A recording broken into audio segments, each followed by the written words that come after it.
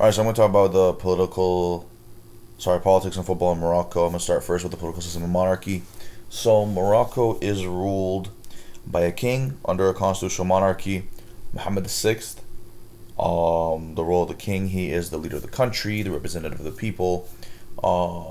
Pretty much just the president. Like we have the president of the United States, we have Mohammed VI. Um, yeah, I mean, yeah. What did you? Oh, also like I believe it's I mean it's free market economy. It's like liberal economics, capitalistic. What did you find interesting about Morocco's monarchy? Um, I found it interesting that it stood so long. It's very interesting because there was a lot of rebellions. There was a lot of chances for the ruler to just for the bloodline to just be over, but it managed to survive throughout the centuries. Honestly, so it's very interesting. Like it's managed to survive for so long. I find that very interesting. Um, there was a lot of rulers that, one guy killed the other. He took power within the same family. Brothers took over other brothers when they got kicked out. There was a bunch of stuff. It's interesting that they claim bloodline from Ali or Fatima. Um, Again, we don't know how true that is, but it's interesting. What else was interesting? I mean, they were originally sultans and they became kings officially. So kingdom. It was, I guess you could say, like a sultanate and then to a kingdom, right?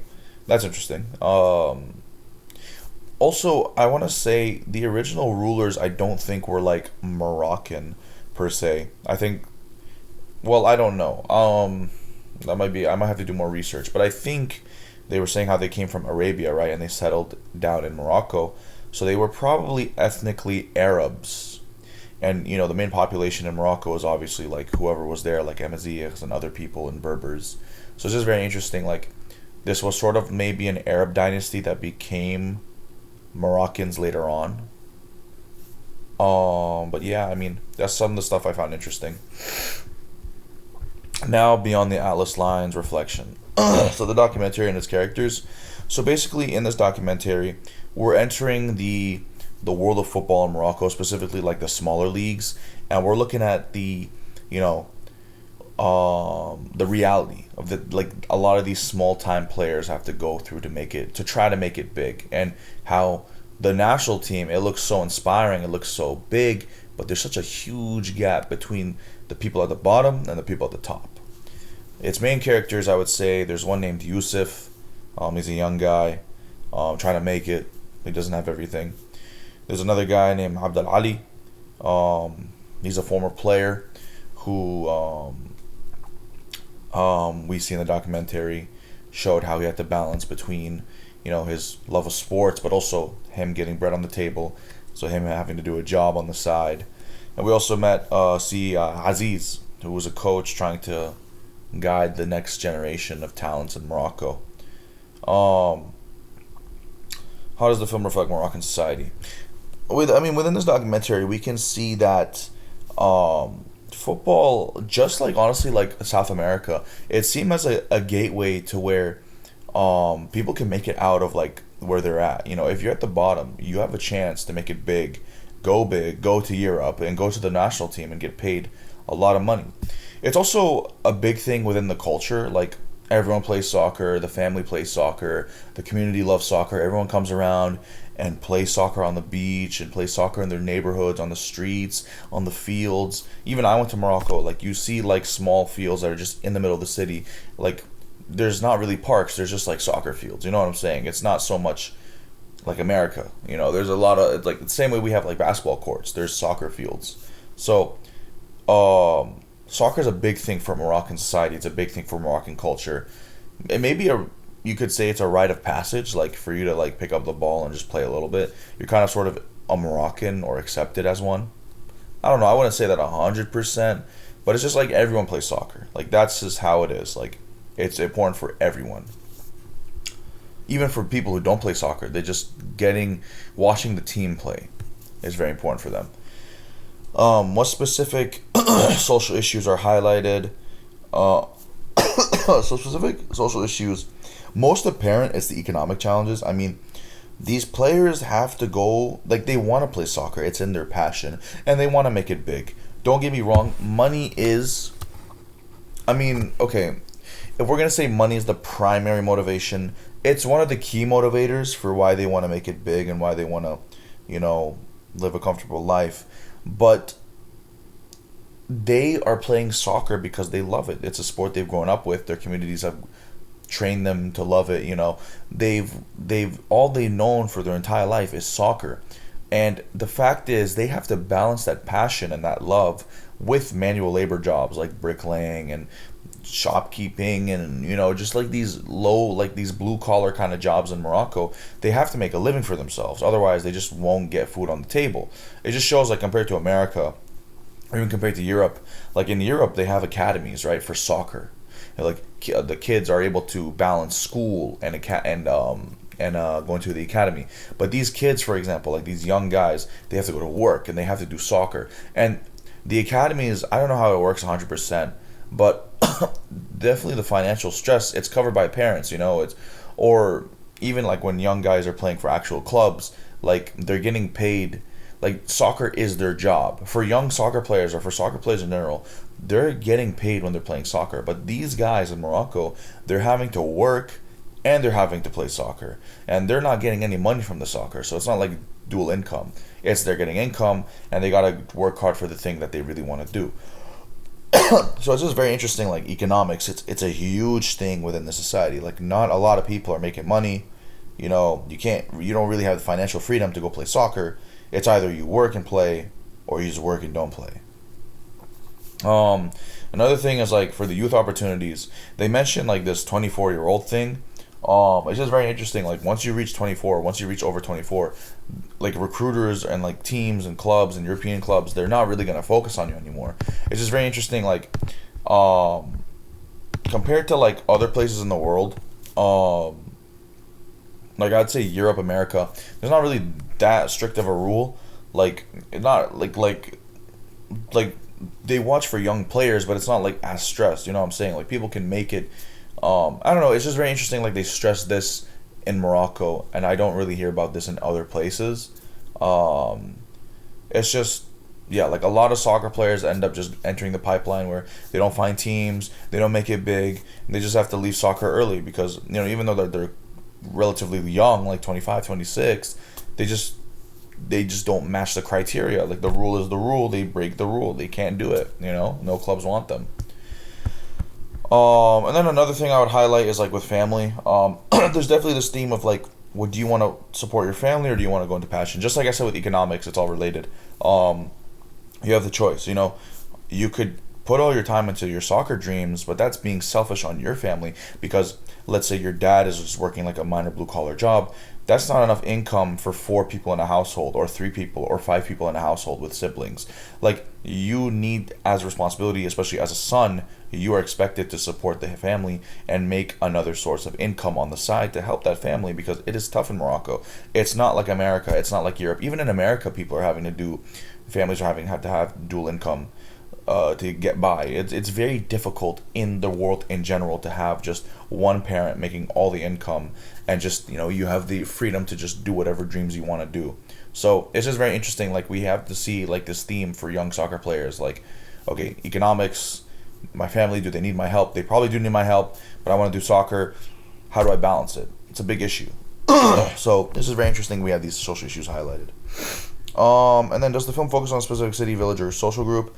I believe it focuses on the city of Fes and like the people in those areas around Fes.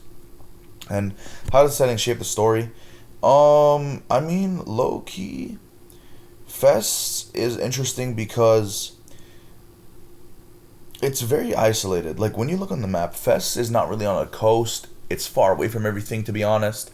Like, it is a city quite literally in the middle of nowhere.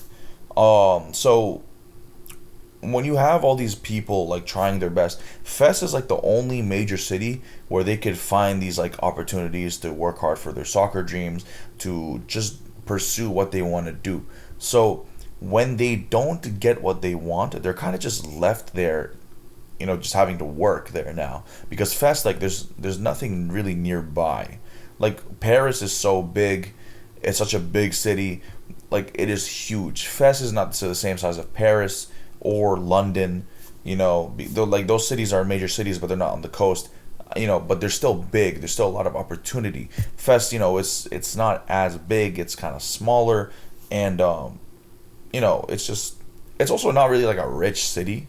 Not like Tanja or Tangier or like Kaza, even like the good parts of Kaza.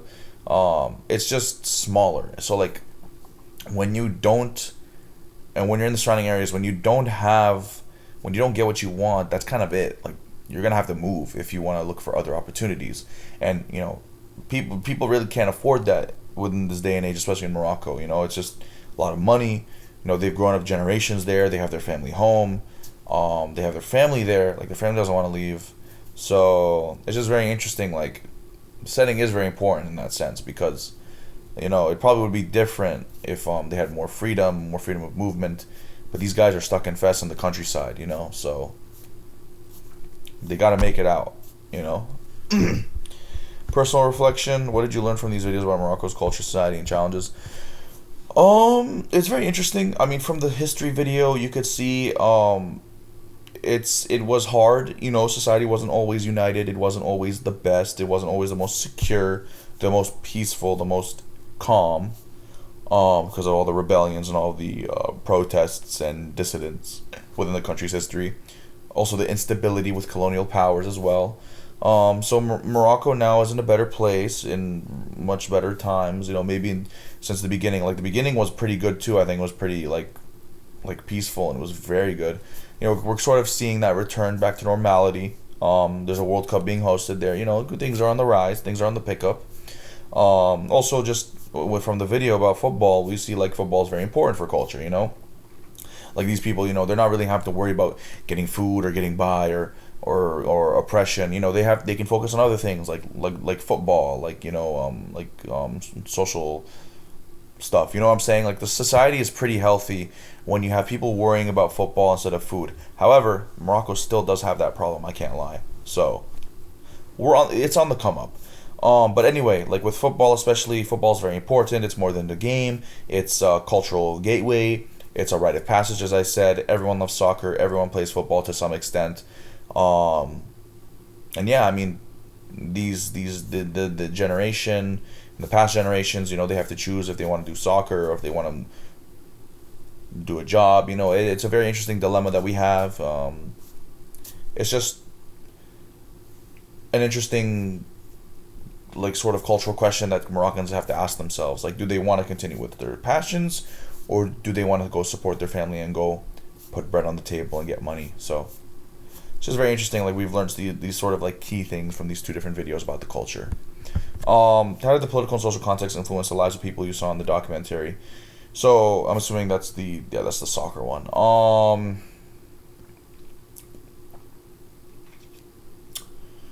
How do they influence the lives of people you saw? So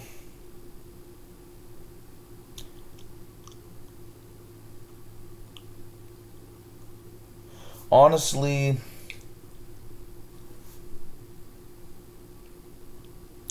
it's sad. I mean, like living in America especially, because when someone doesn't have something that goes their way, there's usually something better, or maybe maybe close to the same level that you can enter that is still good for you. Like, if I don't get a job, right?